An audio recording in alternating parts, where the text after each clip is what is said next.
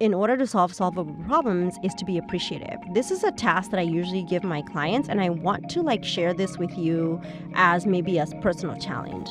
And that is first the idea of saying thank you. It could be just thank you for cleaning up the ice in the freezer after I spilled the drinks.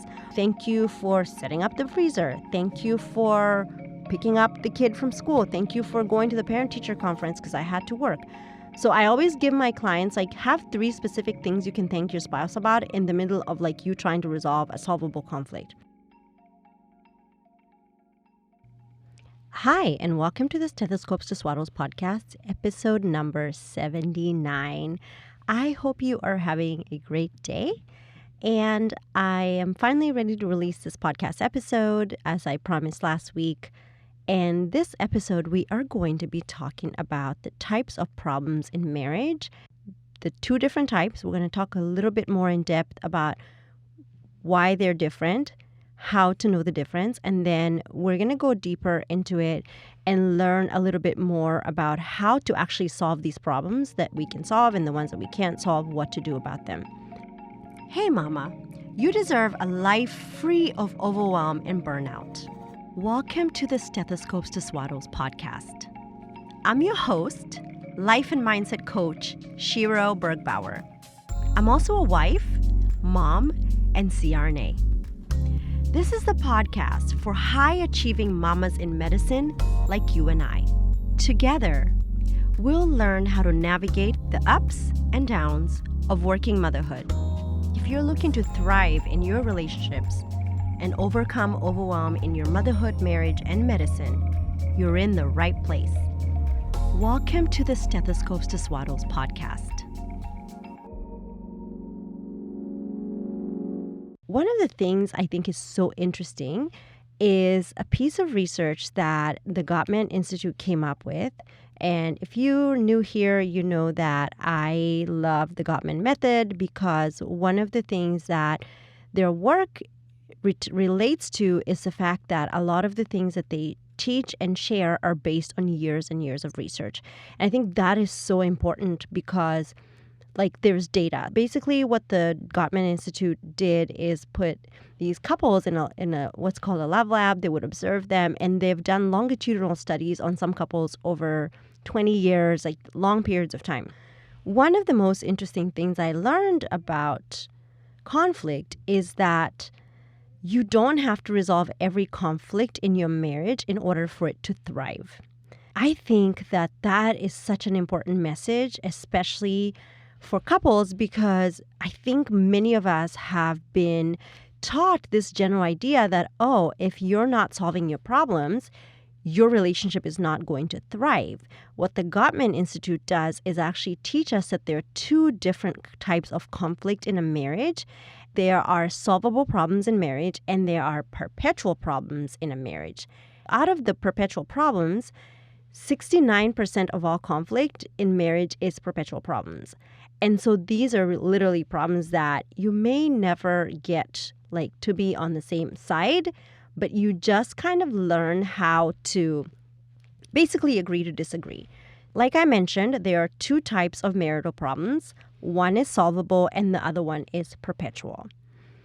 The most important thing to know is that you don't have to resolve all of them, okay? So awareness is important, obviously, knowing what is your conflict, what kind do you have, what is showing up in your marriage, and how do you know the difference? So we're going to do a few of kind of discussions about that. How do I know if this is a solvable conflict in my marriage, or is it a perpetual problem? So the first thing I want to share is that in order for us to talk about managing conflict in our relationships, it's important for us to know that there are 4 keys to managing conflict that we should always bring with us.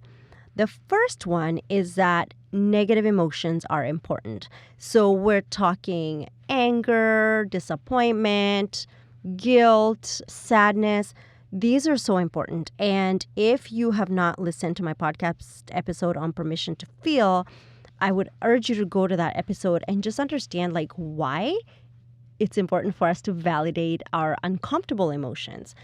Knowing this for a fact, 1, helps us show up in our relationships feeling heard and feeling seen, knowing that it's okay for us to safely express negative emotions in a respectful manner.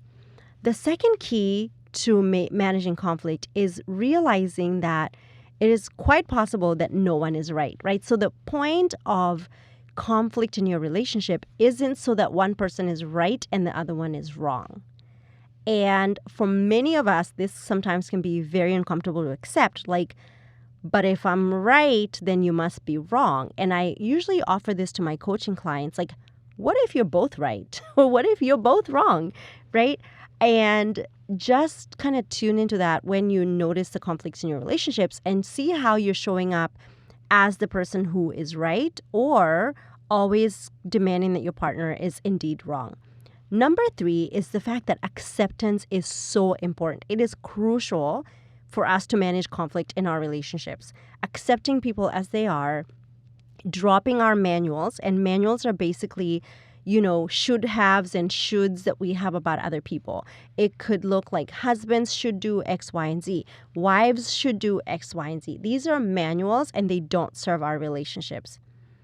The fourth thing is to always focus on fondness and admiration. So another piece of research that comes from the Gottman Institute has to do with the concept of the emotional bank account. So what they observed in the Gottman lab is that couples who had this quote-unquote emotional bank account, so for every 5 interactions, there would be like 1 negative interactions. 5 would be positive, 1 negative. What they saw in these couples is that these couples were able to resolve conflict because they had built up so much positive momentum in their relationship. So 1 negative interaction would be kind of just covered by the 5 positive interactions that they had. So they were able to just solve their problem. Okay, so what are solvable problems? One of the things about solvable problems is that they're often situational. A situational problem are we going to go to the party next weekend? Are we going to purchase something? Are we going to do something? It's very situational. And if you think about let's say you and your spouse cannot seem to agree on a choice of, birthday party venue for your child, or you can't seem to agree on what car to purchase, that could be a situational conflict. So that would be a solvable conflict. The second thing about a solvable problem is that usually they're less painful or intense. It's not that serious, basically, right? The focus of the conflict is on the issue and not an underlying issue. So when I even said the example of it could be a solvable conflict if you can't agree on the car to buy. If there's underlying conflict, like you and your spouse have different money stories, for example, then that is not a solvable problem. It may be a perpetual problem. Maybe he wants to buy a luxury car and you want to buy a functional car. So that might be more of a perpetual issue in terms of differences in perspective or upbringing, right?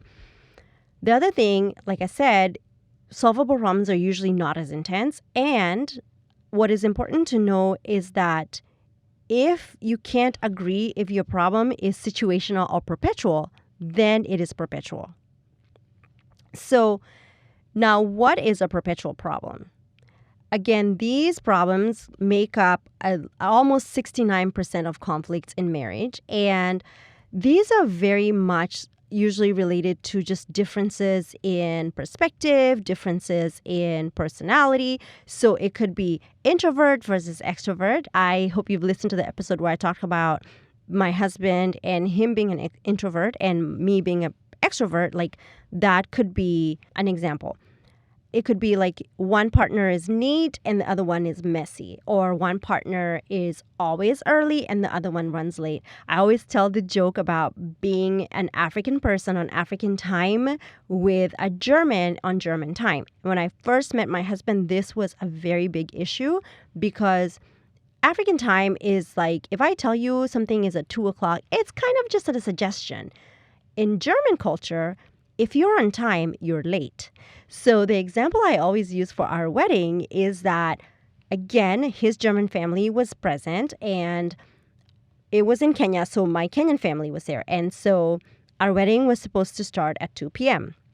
So what I did to kind of mitigate some of the conflict is On the wedding invitation, I said the wedding was going to be at noon. My husband was well aware that the wedding would actually start at 2 p.m. So what I did tell him is, when you go to the church and you're standing at the front of the church, I just want you to remember that there might be people still trickling in at 2 p.m., even though we told them the wedding would start at noon. And so he's at the church, and there was a little bit of delay with me and getting ready and coming to church. And we were still, quote unquote, on time as per the agreed time. But literally at 2 p.m., people were still trying to find their seats in church. And so I was so glad we had given them the incorrect time, obviously, so we could actually be on time. And sometimes we've had friends who are perpetually late, and it just drives my husband bananas. And by the time they get there, he's already flustered, and he's not excited about seeing them. And so, I always kind of I'm just remember they may be on African time and we're going to be fine. The other one is if one of you is a spender and the other one is a saver. And in all honesty, when I even use the word spender versus saver, it sounds very judgy. I just like to think that you both have two different money stories. The other one may be one is a strict parent and the other one is a permissive parent. Or different political, spiritual, or word views. What is important to know, though, is that while you don't have to solve all your perpetual problems to thrive, you have to be careful that these perpetual problems don't lead into becoming gridlock problems. And what I want to make sure I explain is what is a gridlock problem and why is it important to know if a problem is gridlock. So gridlock problems are usually caused by underlying dreams in a couple not being addressed or respected. So, for example, if it's a spender versus saver situation that then becomes a gridlock issue, you're not understanding maybe your spouse's money story and the dreams that maybe they have that they haven't maybe shared or you haven't asked or found out, and it's not being respected. And so that kind of starts to create this issue where you just can't seem to find a common ground. You can't seem to agree to disagree. So how do you know if a problem in your marriage is gridlocked? I'm going to give you some signs, and then you can decide if those situations show up in your marriage. Do they become a gridlock problem, or do they remain just a perpetual problem, which you just agree hey, we don't have to 100% get it, right? One of the first signs is that if in any conflict, either partner feels rejected, hurt, or frustrated. While I am very intentional about sharing that our feelings are as a result of our thoughts, if one of you in the relationship is having a thought about the conflict that is causing them to feel rejected, hurt, and frustrated, that is a clear sign that this may be a gridlock problem. The other one is if you and your partner keep talking about the problem, you keep talking about it, you keep bringing it up, and you just cannot seem to find headway, that may be a good sign. Maybe this is a gridlock issue. Or you both become very entrenched in your position. So I shared the example of spouses with different political, social, or religious views. And so if each of you becomes so enmeshed in their stand and you just cannot find a common ground, that then becomes a gridlock problem, because not only are you not willing to see the other person's perspective, you're also not willing to respect it. And so then that creates a culture of disrespect in the relationship. And then we start bringing in the 4 horsemen of the apocalypse. And then the marriage starts to disintegrate. The other one is if you lack a sense of humor. If both of you do not have a sense of humor, just agree to disagree and laugh about certain things and be okay with your differences. So I'll give you an example. My husband is so very much into watching the news.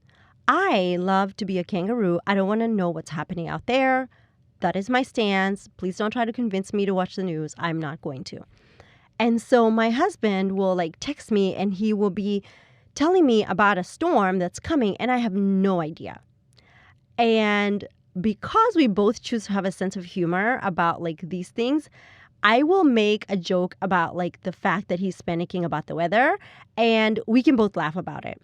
Another example is the way we joke with each other.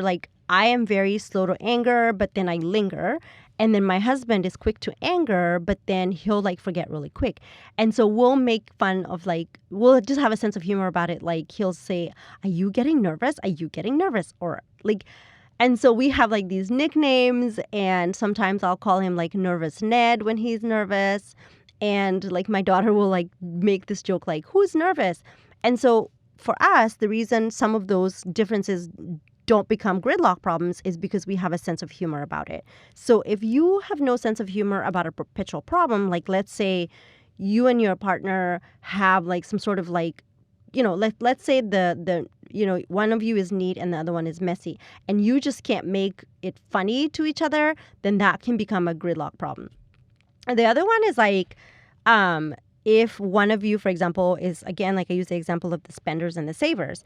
If one of you is frugal and the other one isn't, and you can't seem to like find a sense of humor about it, it can be difficult. So my husband is very frugal and I'm a spender, and I always tell him this joke, like if we counted on you, we would be living under, like there would be money under the mattress. And then if we counted on me, we would probably be living under the bridge. And so we just kind of make fun of ourselves, and we have a sense of humor about the things that we're different about. The other one is if you vilify each other. If you ever find yourself in any conflict demonizing or vilifying your spouse, that might be a sign that this is a gridlock problem. So it's where you like, you just like start to almost like attack the person's character. And so you start to like, you're the good guy and they're the bad guy, and nothing they do is right, and I can't believe you believe these things or you think these things, and how dare you support this political party, and you must be X, Y, and Z because you have this political view, for example. The other one is kind of the same tune, is when your positions become very polarized, where you just cannot have some sort of compromise, right? It's like they are, a spender and they just are like, YOLO, and they spend all the money and now you have no savings. Or the other partner is like, I am going to like not even buy toothpaste. We're going to use charcoal to brush our teeth. And it's like, I know that's a silly example, but just like very polarized like viewpoints. The last one is if you both either one of you becomes emotionally disengaged, right? The moment you become indifferent and you disengage emotionally and you're no longer willing to partner with your spouse to solve a conflict, that's a good sign that this is now a gridlock problem. So the reason I wanted to first like clarify the differences is because then you can kind of like, when you have a conflict, you can say, oh, is this a difference of opinion now, or is it a perpetual problem? And are we heading towards gridlock? Okay. So how do we solve solvable problems? Like I said, solvable problems can be very situational. So you don't always like know they're going to exist in your relationship. They come and go and you can like resolve them, versus like when a perpetual problem is a gridlock goal and you are not addressing your dreams. So it's very ingrained, right? Like a perpetual problem has a lot of more like deeper roots than a solvable problem does. So how do you then resolve a solvable problem? The first thing is to use a softened startup. A softened startup means being able to complain to your partner without criticizing them or blaming them. So what does that even look like? What does that even look like? It could just look like telling your spouse, I feel, using the I feel statement. So instead of like, you did this or you said this or you always da da da, you start your sentence with I feel and include the emotion. The moment you say I feel that or I feel like, that's usually you offering in them a thought. An emotion doesn't usually come with that or like. It could be I feel angry, I feel frustrated, I feel disappointed, I feel shame, I feel disrespected, a feeling about, and then you state what you feel the feeling about. So it could be I feel disappointed about you not wanting to go to the party with me. And then the last thing you say is the need. And what I need from you, or what I need is to feel supported, or what I need is to feel, loved, or whatever you need. Like, you're not telling your partner, I want you to do blah, blah, blah, blah. You're just saying, like, what I needed in that moment is this. Or like, it could be like, I feel angry about the way you spoke to me regarding the money I spent at the mall. And what I need is to be valued and to be maybe feel like my needs and wants are validated or respected. So I hope that kind of helps you like know how to reframe that. Like, instead of like you never or you always. I was just telling the example the other day. I had a situation where we had bought this Waterloo sparkling water, and my husband had just purchased a new freezer, and he was taking a lot of pride in like setting up the freezer and doing all the things. And then I was like, I'm going to put these 3 cans of Waterloo in here for like an hour. And then after my workout, I'm going to drink some sparkling water. We all know what happens when you put sparkling water in the freezer for too long. Well, I forgot about the sparkling water. I forgot about it completely. And then the next day I was like, oh my God, the sparkling water. I opened the freezer and lo and behold, I see 3 empty cans, or they had ice in them, and then like the lids. And I was like, oh my God, I can't believe I forgot this. So then I tell my husband, and to me it was like, it's not a big deal. I'll just wipe up the ice and call it a day. And so I was like, oh my gosh, you wouldn't believe what happened. And I told him what happened. Well, he goes into the garage and he like opens the freezer and he's like, oh my gosh, like you ruined the fridge in a week. And I got very defensive. I was like, I didn't ruin the fridge, and I was at least honest. And after the fact, like I thought about like the conflict, and fortunately I didn't get flooded per se, but I know I did get defensive. After the fact, I thought about it, and I kind of wanted to I need to reframe this. And so I said, I feel, attacked about the fact that you told me I ruined the fridge. And what I needed in that moment is to like be able to apologize without being blamed for like an accident, which was forgetting, right? So almost like he doesn't need to do anything different, but I just want to share like maybe why did I get defensive, right? Because that's a solvable problem. I mean, it's a situational thing. I just didn't remember. And the reason it can kind of also be a perpetual problem in our marriage is because I am the clumsy one in our marriage, and I'm the one that like will have those kinds of things happen. And so I know it can be very frustrating for my husband to like have to like clean up my mess or, tidy up if I did something that was an accident that was like, I can't believe this happened. I have all those moments in my life where like I'll open the cabinet and a glass will fly out of the cabinet and cut my wrist. I'm not exaggerating. I used to like not want to say this about myself, but it's like I literally feel like my hand-eye coordination is not very good. And so sometimes my hands move faster than my eyes or vice versa. So I just wanted to share that little example and also just like be very clear. Like, it's not perfect party over here. Like, we do still have the same mind drama. The difference is like, I was like, oh, this is what I did. This is how I showed up. This is how I could have done differently, and share that with my husband. Okay. The other thing is to like decide to be polite, right? Like, not be defensive, not be rude, not attack my partner's character, not, be rude to him, just like be nice. The third one, in order to solve solvable problems, is to be appreciative. This is a task that I usually give my clients, and I want to like share this with you as maybe a personal challenge. And that is first the idea of saying thank you. It could be just like, thank you for cleaning up the ice in the freezer after I spilled the drinks. Thank you for setting up the freezer. Thank you for picking up the kid from school. Thank you for going to the parent-teacher conference because I had to work. So I always give my clients, like, have 3 specific things you can thank your spouse about in the middle of like you trying to resolve a solvable conflict. The second thing is in being appreciative, is to focus on what's going right. So I recently had a situation with a client where she's offered some thoughts about her partner. And what I did with the thought that came up in that conflict was, he doesn't care about me. And so I gave her the task of finding 20 reasons why he does care about her. And surprisingly, it only took her 3 minutes, she said, after she did the assignment, which I don't really usually like give actual homework. It's just like things to work on during the week. But she was surprised that she came up with 21 things. The third one is offer at least one genuine heartfelt praise daily. When I give this task to my clients, it feels so uncomfortable for them. It feels like, oh my gosh, what do I need to thank him for? And I gotta tell him a genuine thank you. But like, imagine how you feel when you're at work and like somebody you work with is like, oh my God, you're so good at doing this. Or, oh, I love the way you took care of that patient. Like, it feels good. It feels like you're doing your life's work. Like, can you imagine if we showed up that way in our relationships, where we just like were genuinely able to praise our spouses every day?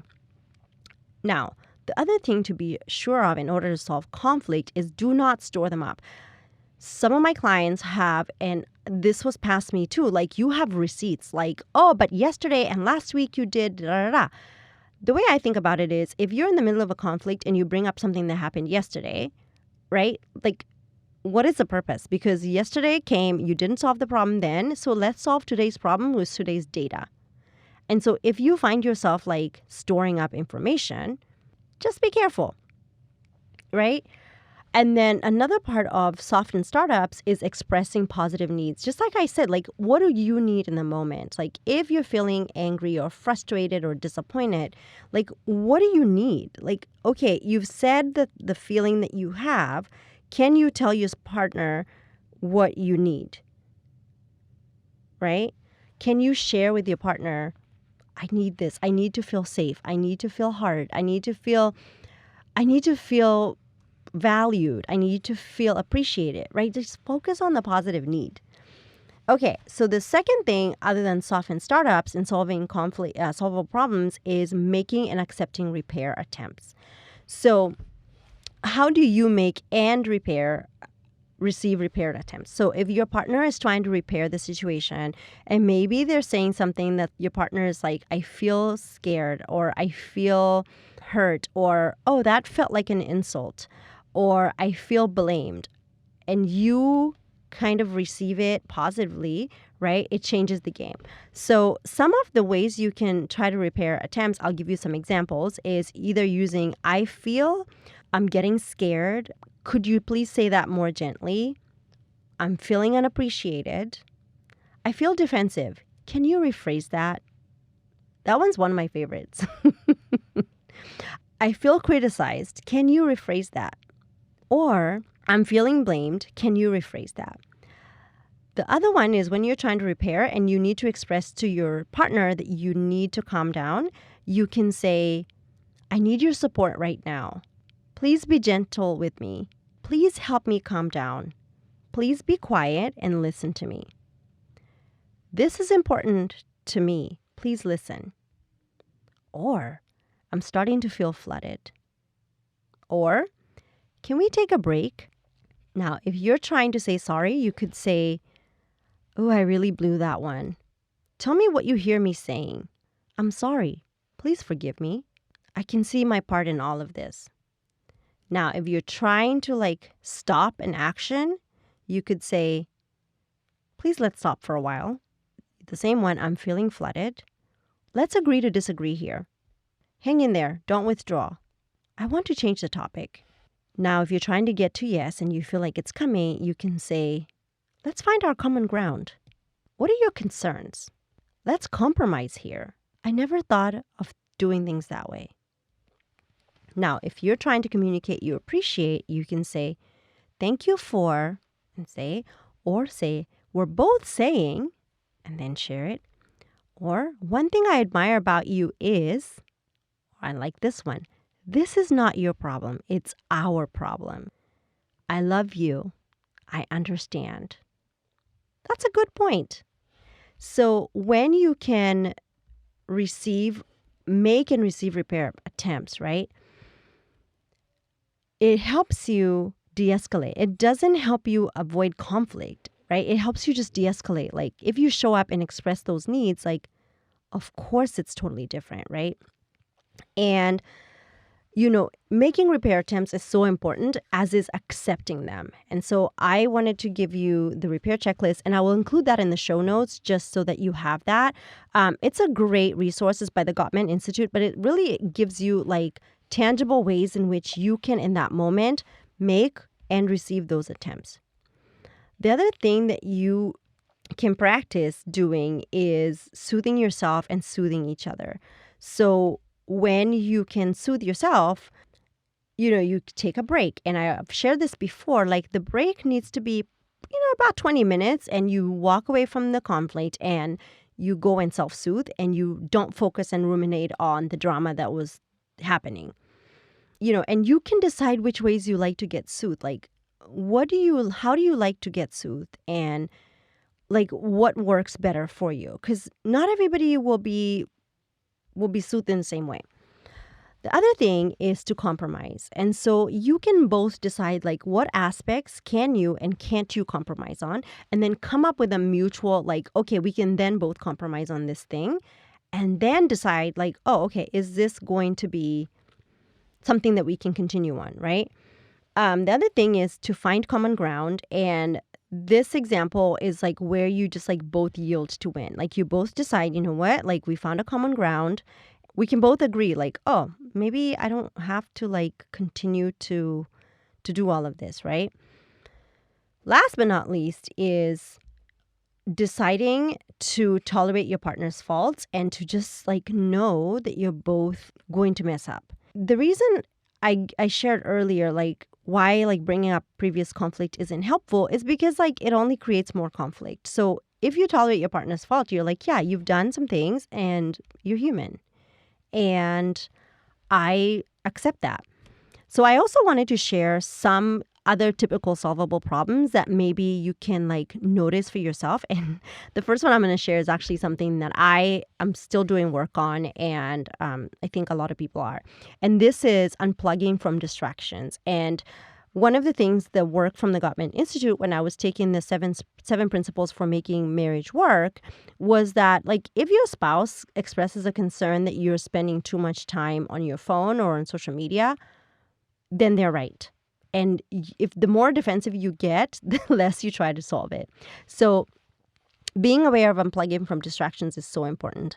Other solvable problems are porn, and if you and your partner are uncomfortable with the other person's consumption of porn, that's important to like decide to work on. Stress.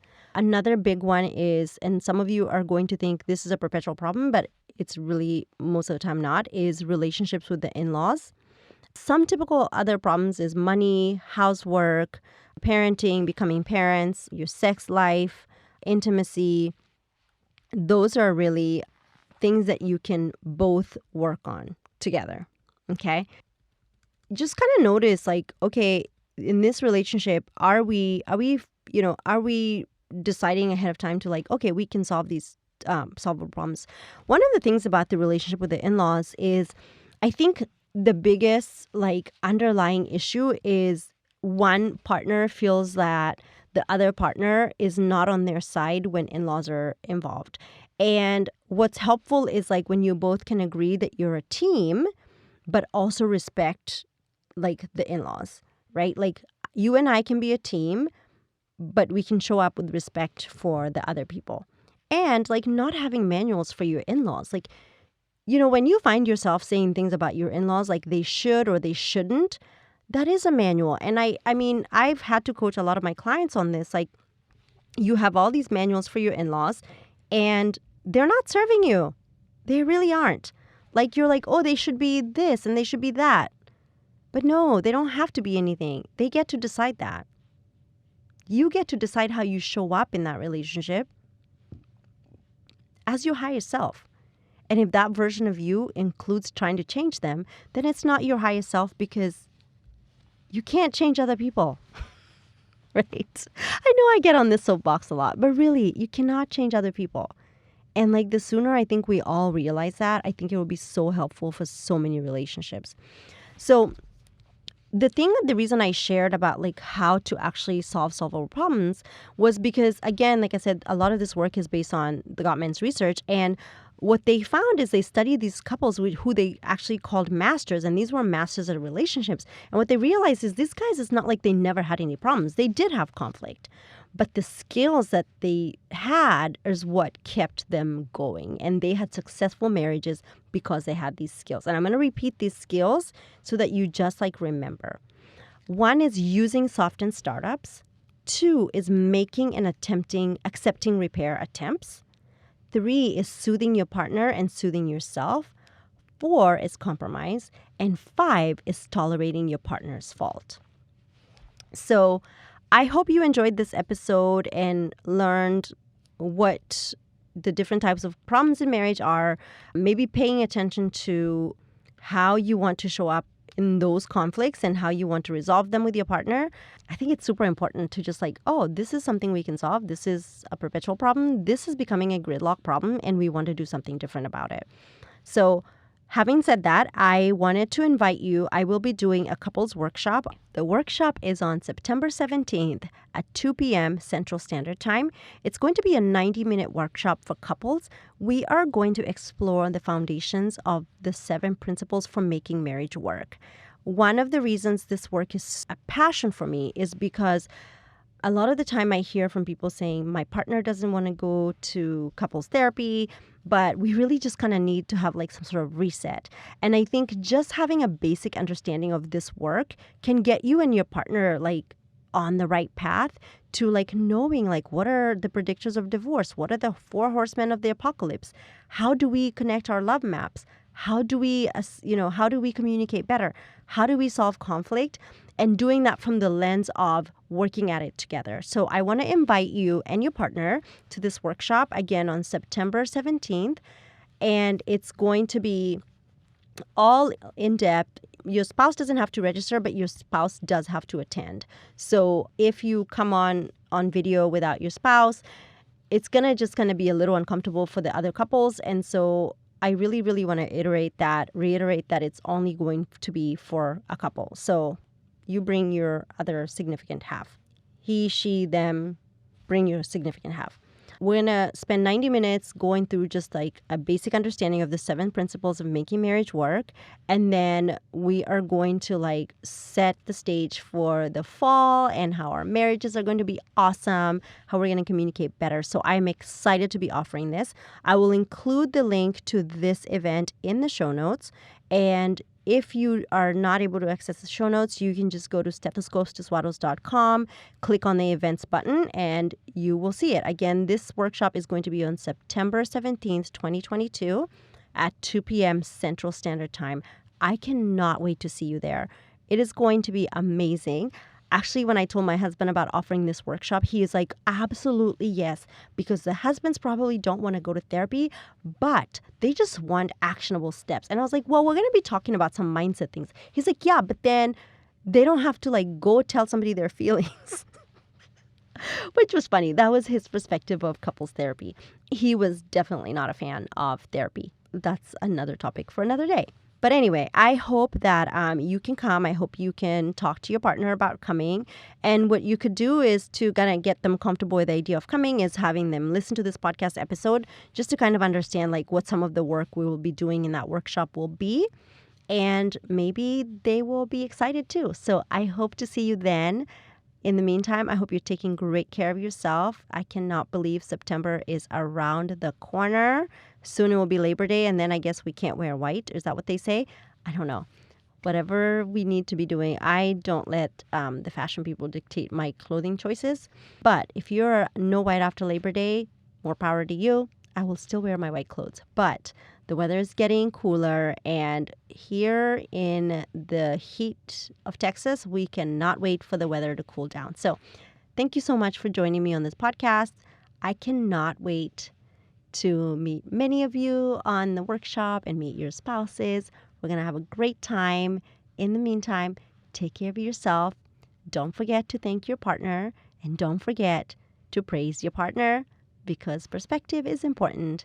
And if you look for the good, you will always find it. All right, have a great week. Bye now.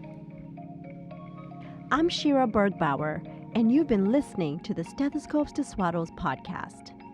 New episodes are out every Monday. These episodes are created by me, Shira Bergbauer, and produced by Cassidy Mitchell.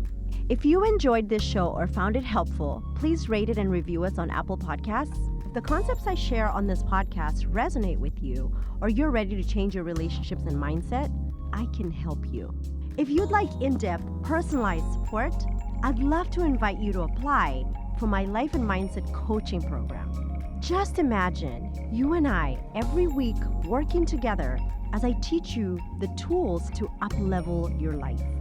To book your free 1-hour consultation call, go to www.stethoscopestoswaddles.com/consultation. You're doing a great job, Mama. Have a great week. Bye now.